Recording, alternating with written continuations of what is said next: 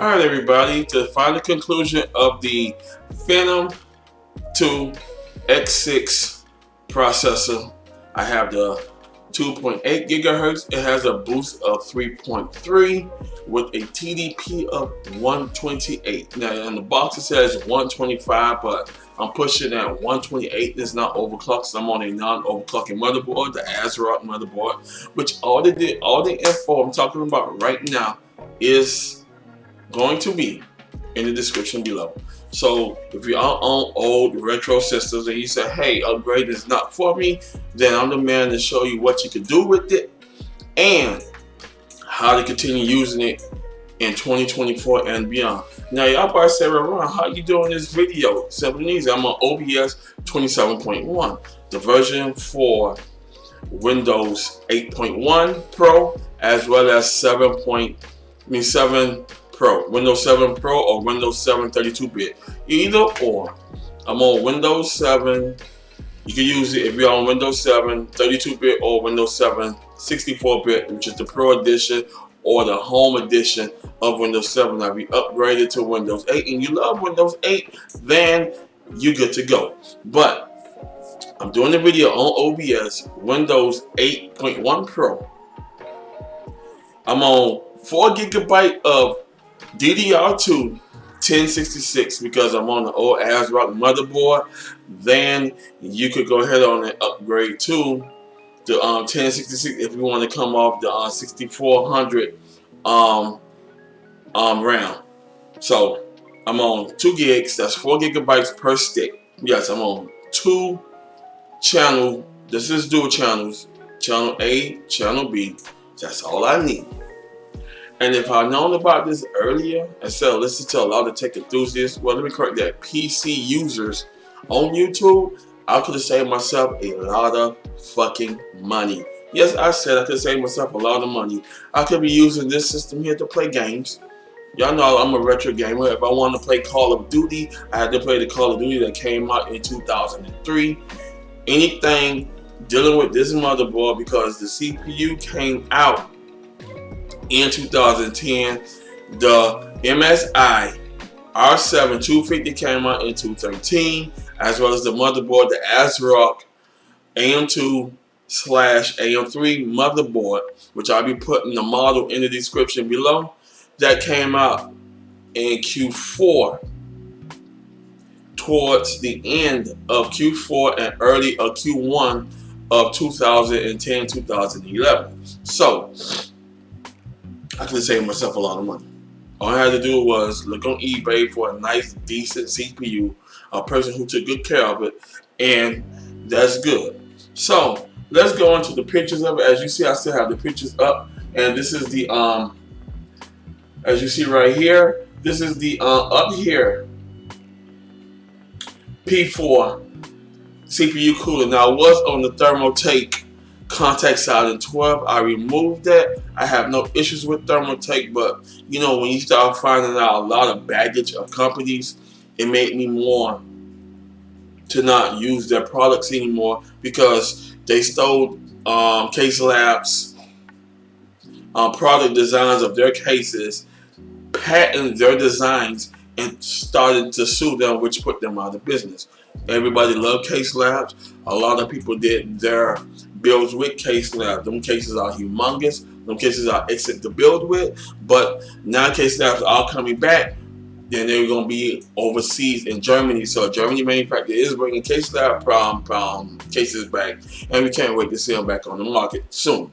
So now, in the picture here, you see the upHere Air Cooler, the P4 Air Cooler, and it cools great.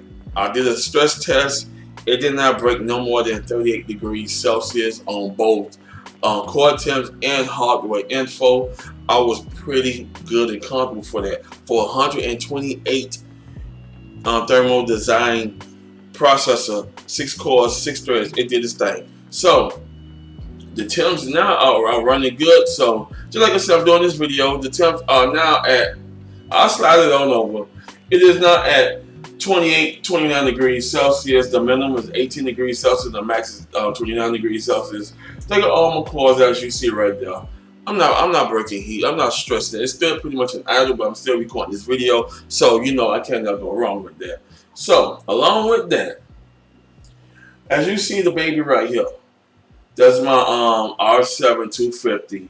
They go my Thermalright fan controller, 10 fan ports. It has a CPU port. If you don't have no CPU header on your motherboard, you can connect it through that and run it through here. Now, y'all keep in mind, you connect it to a SATA, and you're gonna go ahead and have the full throttle of the fans. If your fans at 1400 RPM, you're gonna get the full throttle of the fans. There's no controllers.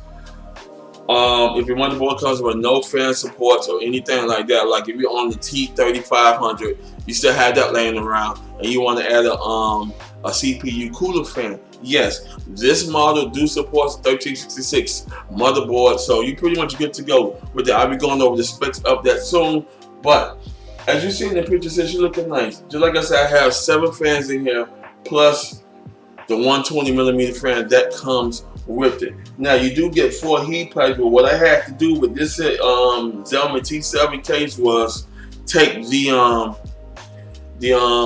thermal pipe cover off. So yes, the height is 1053mm with the thermal cover elbow, but since I'm on this case right here, as you see, it's pretty much touching by like an inch off from the frame itself. So yes, it pretty much doing this thing. So the picture's looking nice. They were spot on. You know, I can't complain about that. I love this case about Xiaomi's T7. If you want to buy it, you can buy it. I'll be putting their manufacturer websites on it, because of one thing about Xiaomi, what they've been noticing is that a lot of people buy them at $49.99 and they scalp them for $89.99 to $99.99. So yes, I'll be putting Xiaomi in the description below if you are interested in buying their products. Other than that, she turns out nice. Yes, I'm using the People Fans. Great company. I'll be putting their website link in the description below. Doesn't she look nice? Yes, she looks nice. Yes, she does. And of course, that's me as well. So, but other than that, that's the end of the pictures. Will I recommend this here? Yes, I will recommend the upHere P4K CPU Cooler. They make 2 versions. They make the regular as well as the ARGP. I'll be putting both affiliate links in the description below. You can go ahead and click on them, support my channel. And you know, this is something I love to do from here on out, is bring good products to you that I'm using. And if you want to use it, and you are on a budget, this CPU cooler here only costs $20.99. Now, if you are the type that you are doing more, your system is overclocked, and you are pushing the full overclock limit of their CPU, you probably push a 250 thermal design power, or you probably push a 220 thermal design power. I recommend you get a different cooler for that. If you're on your system longer than you are supposed to, then I recommend you get a better cooler for that. But this cooler here, it does its thing. And just like I said, I went over the specs. I go over the specifications again. The size of it is 153mm. So we in the new cases like Leon Lee, Fractal, Corsair, you're pretty much good to go. But always check your CPU cooler height of the case before buying it. Socket compatibility is LGA 1700, 2011, 1151, 1150, 1156, 1366. Now, just like I said, we are on the T3500 Dell T3500, and you want to add a cooler onto it, you could do that. But just keep in mind that case do not have a CPU cooler you connect, so you need to buy you some CPU cooler threads connected to the power supply, and you're good to go. On the AMD side, AM5, AM4, AM3, AM2. Now, it did say Phenom II processors, but I'm going to have to look further into that. But the main support are the AM3, AM2, AM4, AM5. So even though I have to do further research into it, and I'll put that in the description below that it will not support FM2 after I do my research, then you stick to the socket compatibility that I just mentioned on the box. It's on the box, so you can't miss it. This is one reason why we say pay attention to the information you're reading and pay attention to the diagram of how to use the product. And other than that, it comes with the CPU cooler.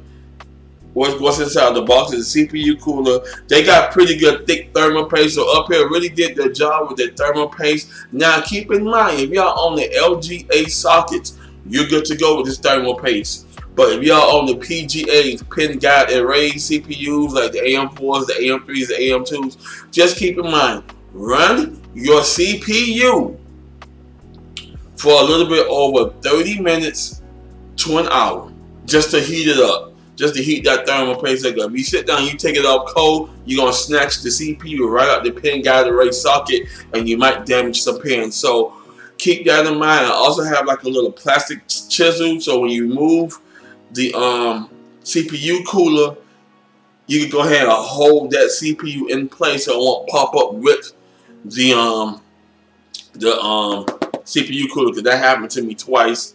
And I did bend one pin. I managed to straighten that out and slide the CPU back in, which I can go ahead and get a post as you see right now. So yes, keep that in mind. There's some good thick thermal paste. That's what real PC builders like to use. My thing is using thermal paste, as long as it keeps the CPU cool at what it is. Right now, I'm breaking at 28 degrees Celsius, so I'm not really breaking pressure with it. So other than that, the CPU cooler does do its thing. Now, I did the thermal design test of the Thermaltake Contact 12, Silent Contact 12, as well as the upHere P4C CPU cooler.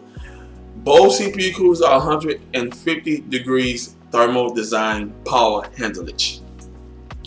Both CPU coolers are great. Just like I said, I have nothing against Thermaltake, and over the years, I have been paying attention with the new products they got coming out. It is a little too expensive because they're focusing more on theme builds, as just basically theme builds, mostly called presentational builds. So Thermaltake products are expensive. If you want to lead to Thermaltake, after I told you what they did to Case Labs, that's up to you because you're the consumer.